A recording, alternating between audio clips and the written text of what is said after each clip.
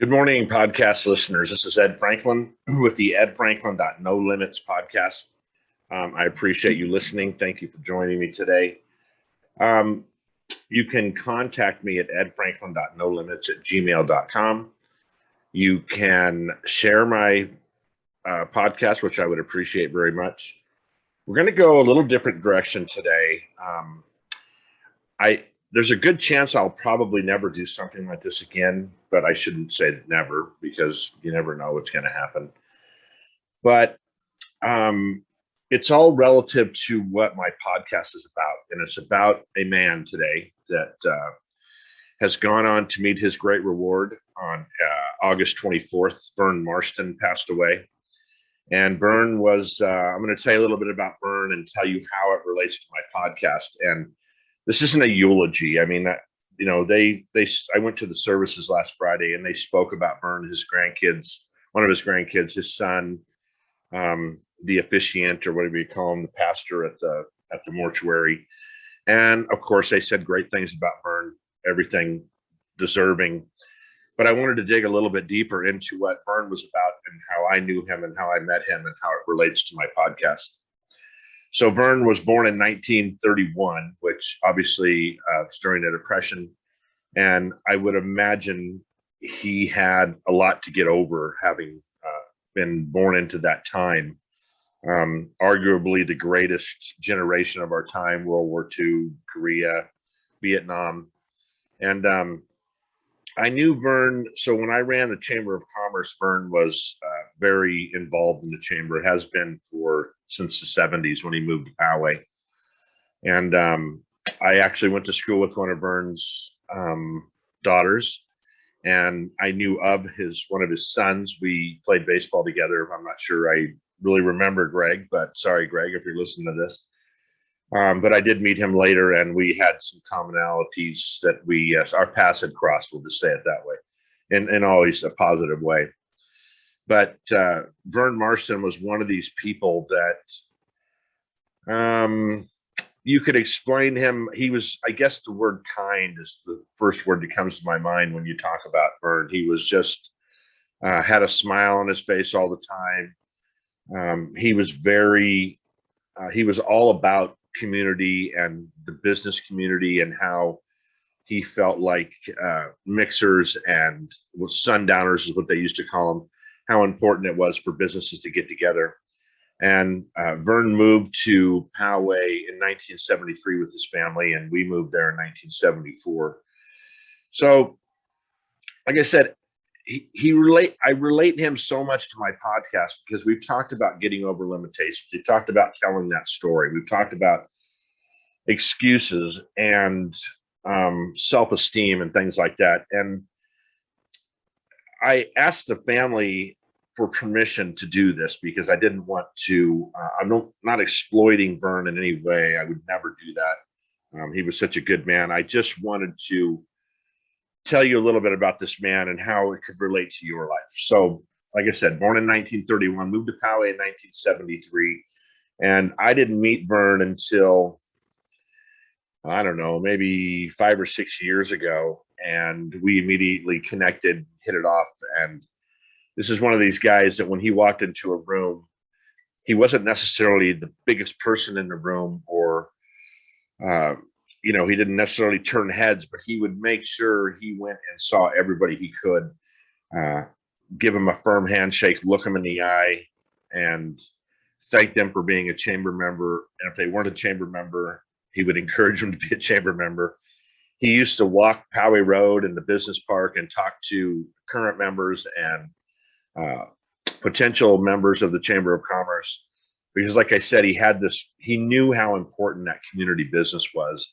And so he went and took action and did those things. Vern was in the banking business, and from the stories I hear, he basically opened a bank in Poway, which is now Union Bank, and financed a lot of the businesses that are on Poway Road, or helped them get financed through the bank. And Vern had a master's degree and was incredibly smart. Retired a lieutenant colonel from the Army, flew planes, led missions, I mean, this guy, I guess stud is another word I would just come up with, but not an overpowering personality. You know, he was just a very kind, sweet man that always had a good attitude. And we had a lot of discussions. I don't think I ever, he said, listen, I didn't know Vern forever. And I'm not here to say that I did.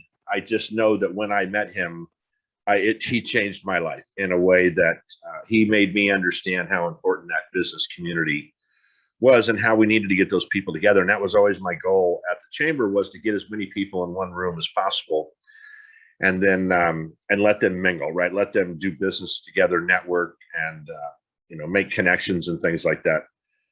And Vern would often come to the office when I was running the chamber, and we would get frustrated together, and we would get positive together, and we would get a plan together, and we would execute that plan. And Vern was much better than I was at executing that plan. Vern lost his wife in 1998, I believe, and I think they were, at that time, they were already married 40 years. And not that he wasn't involved in the chamber before, but he turned a lot of his energy. It seemed to me he turned a lot of that energy, and looking back, turned a lot of that energy into staying busy and not sitting still. And he was just not one of those guys that could sit still. So you talk about a story to tell. I didn't know a lot of these things about Vern until I read, I've been reading about him in the paper, and then his obituary and things. And he just epitomized what the greatest story in the world, right? He was consistent, and he was dedicated to his family, to his friends, to his chamber of commerce, to his city that he lived in, that he loved. He grew up on the East Coast, but once he was stationed here in San Diego, I think he decided to stay. He did decide to stay. And for his grandkids and his children, I just can't say enough good things about Vern. And was he perfect? No, nobody's perfect. Did he get angry? I've been with him a couple of times when he wasn't super happy about some things that were going on within the chamber. And those were my thoughts too. So we had that, we could communicate about that. But, we had this great story, like I said, and I remember him bringing things up about his career in the banking business and in the military. And, it was fascinating to listen to him, because this guy just did what he was supposed to do, right? He was disciplined. He was good with finances. He was, working in a bank. He had, he did very well, I think, in Poway financially. And I don't know him that intimately, but I just tell you, when Vern was one of these guys, when you saw him and he shook your hand, your day was better, right? And I'm a better person for knowing him. Is he a hero? I think he was a local hero. I think he's a hero to his kids and his grandkids. And I think that's how it should be. I talked a while back at a couple of podcasts ago that we should be looking for heroes in our community. And I think Vern was the epitome of being a hero in a community where he, not that he didn't go outside of Poway to do business, but he very much, I guess, worked Poway and did it, and not in a negative way. Obviously, he was all about helping people be more successful. He was one of these people. I don't think I ever heard him say anything bad about anybody, except when we were frustrated with things that were going on in the chamber. So he was always, the preacher or the pastor, whoever it was talking about how Vern was always interested in what he could do for you. He was never asking you for things. He was saying, hey, what can I do for you? Just think about our society, our business community, if we were just cared about other people. And I think I got that vibe from Vern. Like I said, he wasn't perfect. I just never saw him with a negative attitude about anything. When he did get angry, it was about making things better. It was about not getting the help to make things better. He would make these lists. The kids were kidding about the lists he made, and he would come into the chamber office with this book with all these people he went and saw, and he would keep track of all that. My stepdad did the same thing. He was a master of keeping notes. I heard that he used to handwrite letters at Christmas, like handwrite them, cursive, and send them to his kids and grandkids and things. My stepdad did the same thing. They were from the same generation. And I have to think that at some point, since they were both in Poway so long, they had to have crossed paths. And of course, neither one of them are here for me to ask that question, but I can't imagine they didn't do that. So, like I said, this is more of a tribute to my friend.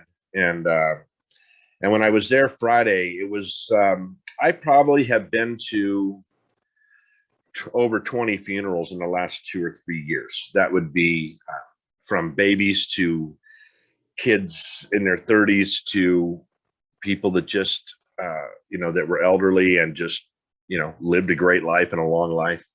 Vern was one of those that lived a great long life. The vibe I'm getting from his kids, I've talked to his daughter a couple times, talked to her on Friday too, was that they were just so happy that they knew Vern. I mean, they were lucky. I don't know how to say it. 1 in 400 trillion chance you're going to be born, and they were born into this man's family. And I just can't say enough good things about Vern. So, talk about getting over limitations. Think about growing up in 1931, in the 30s and 40s, and probably complete poverty, and having the drive to go into the military, retire a lieutenant colonel, then get a master's degree, or he might have got the master's degree before, I'm not sure, but he had a master's degree from USC. I'm looking over reading some of his things, but I knew some of this. I just wanted to make sure I didn't forget. And overcoming really impossible odds to be this successful, and never did I ever really know, because Vern just wasn't a bragger. He just wasn't going to tell you how great he was. His first indication was, what can I do for you?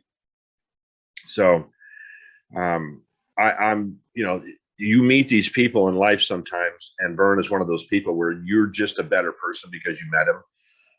They're that light in life that we all need to be more of. He was that a great father and grandfather and a great grandfather too. So, and like I said, relating to my 4 pillars, I guess, is that storytelling, which I said, he didn't tell as many stories as now that I learned more about him, I wish he would have told me more about his life. Limitations, are you kidding me? I'm sitting here in this beautiful house with a full refrigerator and the cars and all these things, and I have limitations. That's the silliest sentence that I could ever say, is that I have 0 limitations in my life, really. I probably won't play in the NFL or NBA just because of my age. So that's not a limitation. That's just facts. Excuses. I never heard Vern give me an excuse. He was at every mixer that that we were in charge of. He was always there to do whatever we needed to do. Everybody that I know in the chamber knew Vern, because Vern was out in front of people and just, being Vern, right? This kind, generous, exceptional person that we should all strive to be.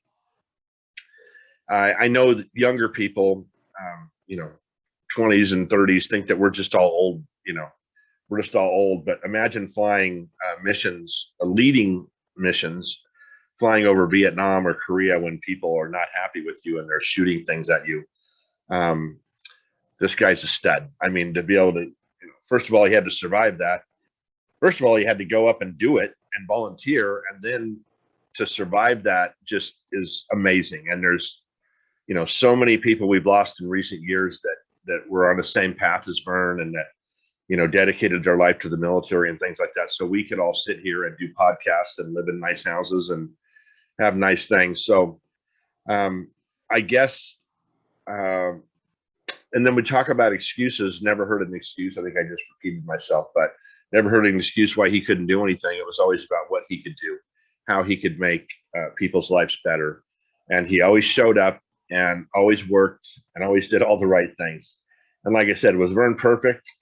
I mean, he was about as close to perfect as you can get in my eyes. Treated me with 100% respect, appreciated what I did and my dedication to the chamber and to the city of Poway, and I appreciated his. I mean, like I said, he's one of those guys I learned from, right? I just, he was one of my heroes. Okay. Um, and I had, some other people that had been and probably crossed paths with some of those people that I had attended their services in the last few years that were up in the years.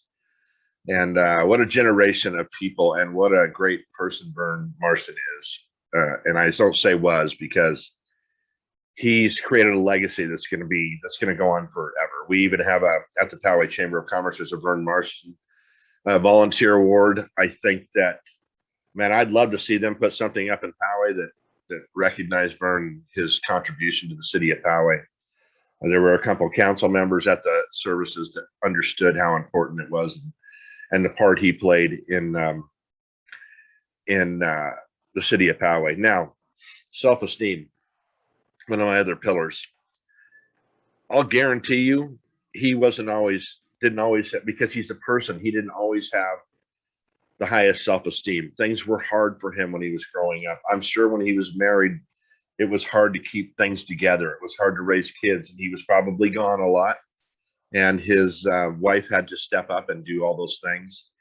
Hats off to her too, because it's not, when someone's in the military, it's a family affair. It's not just one guy that's going out saving the world. It's a family that's holding a house together, and kids that were good kids. And I remember his daughter was always a good kid. I mean, we were friends in high school, and we weren't together every 5 minutes, but she was always kind. She's very much like Vern, I think, in that way. And I apologize, I don't know her other siblings, but I'm guessing that they've all learned from a master, right? Vern is the master. So anyway, like I said, I didn't want to take too long doing this. I just think that if you if you want to be better at something, a lot of experts will tell you to get around people that are good at it. You want to be a better basketball player, hang out with better basketball players. You want to be better real estate agent, find hot, real estate agents that are good at what they do. If I have done it on accident, I've done a great job at being around good people, right? Not just my family, my friends. And I've said this before on Facebook posts that I know so many good people that I can't tell the difference whether they're family or friends anymore. As far as I'm concerned, they're all family. So I did good not getting choked up here so far. So I loved Vern. He was a good man. He's one of my heroes. He should be looked at as a hero in our community, and we need to look for more people like Vern and give them their due respect. He's gone on to his great reward now, and his mission is accomplished. And anyway, that is the Ed Franklin No Limits podcast for today. I'll send this out to his kids. Hopefully they listen to it. And I just can't say enough good things about Vern, and I'm going to miss my friend. And but he left a legacy, not just his children and his grandchildren and great grandchildren. He left a chamber in better hands than it ever has been. He's just the history. His history is just so amazing in Poway, and Poway's where they're at because of people like Vern Marston. So edfranklin.nolimits@gmail.com if you want to contact me. edfranklin.nolimits podcast. I'll have another podcast later in this week. I just felt it necessary for me to come on here and talk about someone. If you want to emulate somebody and you want to be a better person in your life, look to heroes like Vern Marston, because they are out there and they should be respected. And I'll never forget this man. So edfranklin.nolimits@gmail.com if you want to contact me. If you ever get a chance to read about Vern Marston or look up his obituary or anything like that, I don't hesitate to do that. He was just like I said, two words that come out is stud and kind. And man, if this guy doesn't go directly to heaven, we're all in trouble. So Ed Franklin, No Limits. Thank you for listening. Please share this post. I'm sorry. Please share this podcast. It just, there's nothing else I can say. I loved Vern, and I'm going to miss him. And I will see you all soon. Thank you very much for listening. And look for heroes in our community. That's what we need to do right now. Thank you.